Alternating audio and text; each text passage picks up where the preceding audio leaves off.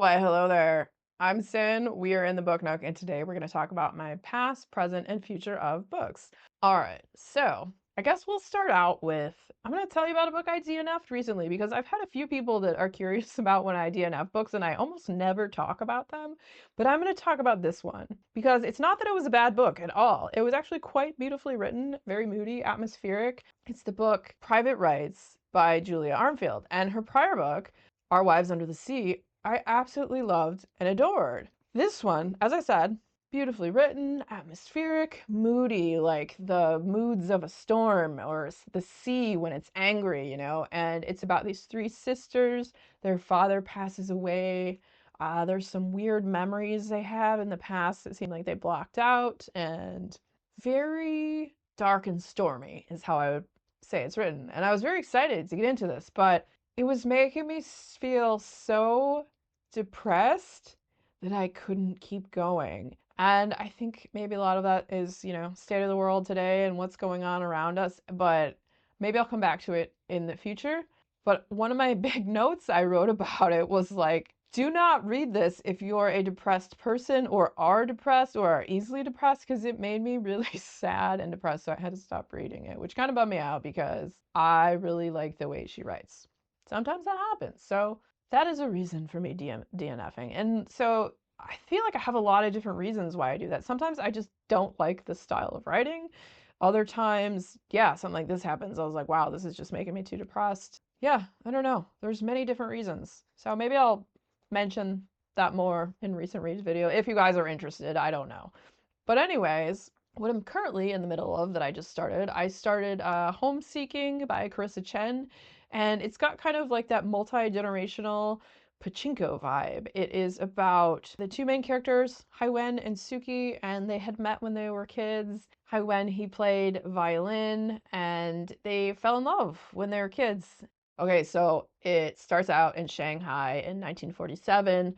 There's a war going on, and Haiwen is leaving to go to war. He's going in place of his brother, and I believe the reason he's going in place of his brother is because his brother is married and his wife is pregnant. And so he goes instead, but this really upsets Suki because she was in love with him and all this stuff. And so it follows their stories from like Shanghai and then across the time when they run into each other again, like years and years later in California. You get the blanks filled in their lives as you go through the story. I'm not too far into it so far. So I read the first part that's in 1947 when Haiwen is leaving to go to war.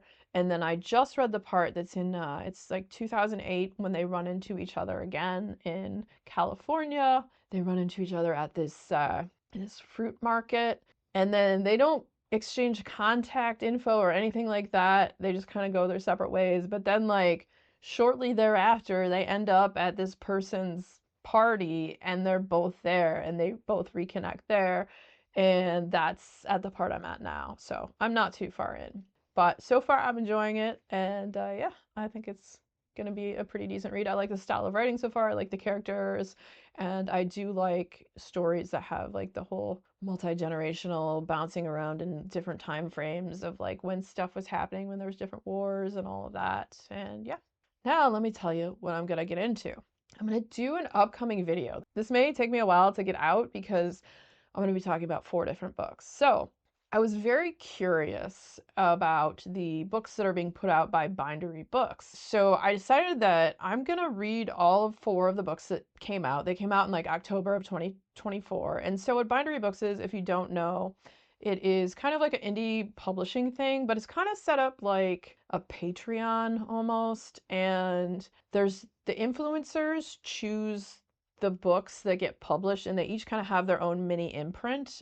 There are 4 books that they put out, and I'll put a link down below if you're interested in going to find more info on that. And the reason I wanted to do this is because, like, I've seen a couple videos on these books. One of them, the booktuber just didn't seem to like any of the books, which I am not a very harsh critic of most books for the most part, but I am more of a mood and vibes reader. But it made me more curious because this is a booktuber that I actually really liked that was saying this, and so I'm like, I want to read these books and like see if they're I don't know what my own opinion is on them because I haven't heard too much. I really haven't heard anyone talking about these. So let me get into, I have two of them currently. I'm going to get the other two, but yeah, I'm going to do a video for these. And that first book we have is The House of Frank, and that is by Kay Sinclair. And I believe this is supposed to be like a cozy fantasy, like cute cover. And I think all the artwork that they had for the covers of these books that came out, pretty fantastic, pretty beautiful. So let me tell you about this one. This says it is a warm and hopeful story of a lonely witch consumed by grief who discovers a whimsical cast of characters in a magical arboretum. And if you've been around the channel, you know I love witchy books. You know I love cozy fantasy. So I am looking forward to this one. And it says, powerless witch Seika is ready to enact her sister's final request to plant her remains at the famed Ash Gardens. When Seiko arrives at the always stormy sanctuary, she is welcomed by its owner, an enormous knit cardiganed mythical beast named Frank, who offers her a role as one of the estate's caretakers. Overcome with grief, Seika accepts, desperate to put off her final farewell to her sister. As Seiko works harder in avoidance of her pain, she learns more about Frank. She learns more about Frank, the decaying house at Ash Gardens, and the lives of the motley staff, including the bickering twin cherubs, a mute ghost, a cantankerous elf, and an irritating half-witch, among others. Over time, she rediscovers what it means to love and to be wholly loved, and how to allow her joy and grief to coexist. Warm and inventive, House of Frank is a stirring portrait of the ache of loss and the healing embrace of love. And I honestly think that sounds lovely. So I'm definitely looking forward to reading this one. We'll see in the future what my thoughts are on it.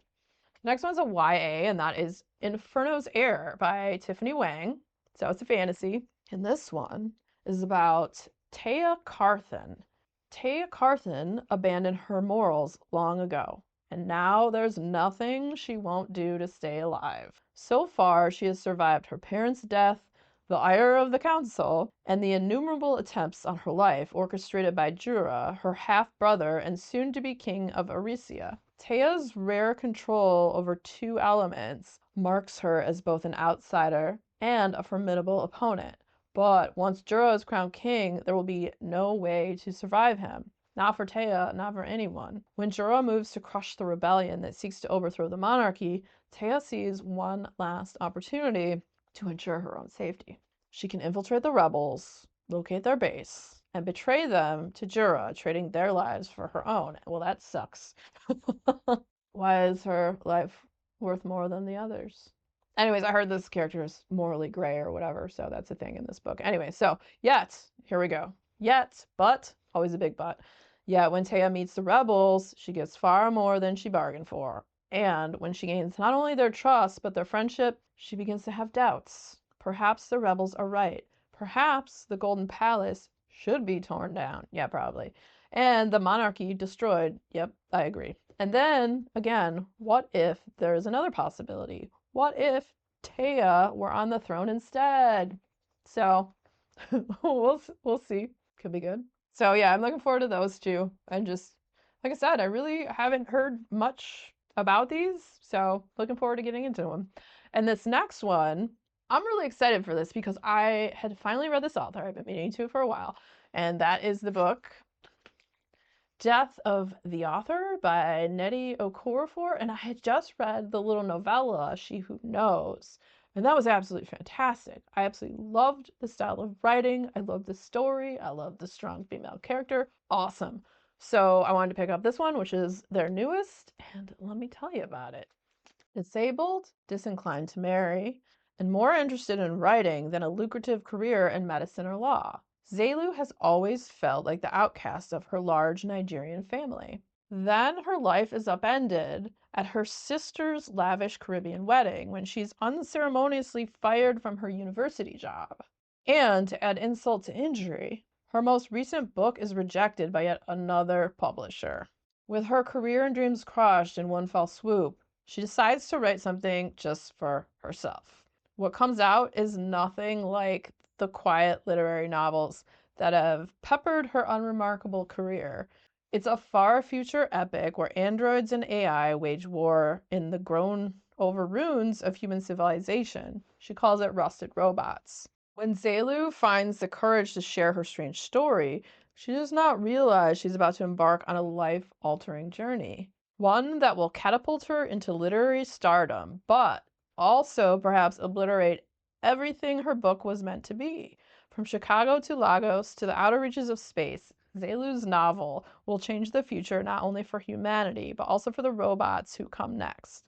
A book within a book that blurs the lines between writing and being written. And I love the idea of that. So it sounds really cool. And like I said, I really liked the prior book that I read by this author. Yeah, I think out of all these, I am looking forward to reading Death of the Author the most, just because I really enjoyed their last book and I like the idea of the book within the book premise. Kind of meta when you write a story that comes to life within your life. I don't really know how to describe. I guess it's kind of like how in the Dark Tower series, when Stephen King himself appeared in the fantasy series, which was kind of cool. I thought it was cool at least. Anyways, I don't know. Got some good stuff coming up. I am excited. I'm always excited for books, let's be honest. If you need me, I'll be in the pages. If you enjoy videos where I talk about multiple books I'm reading or have read, the next video coming up will be about that. So stick around, check it out. And if you enjoyed hanging out today, hit that subscribe button, come back, see me again, and we'll talk about more bookish things and weird stuff.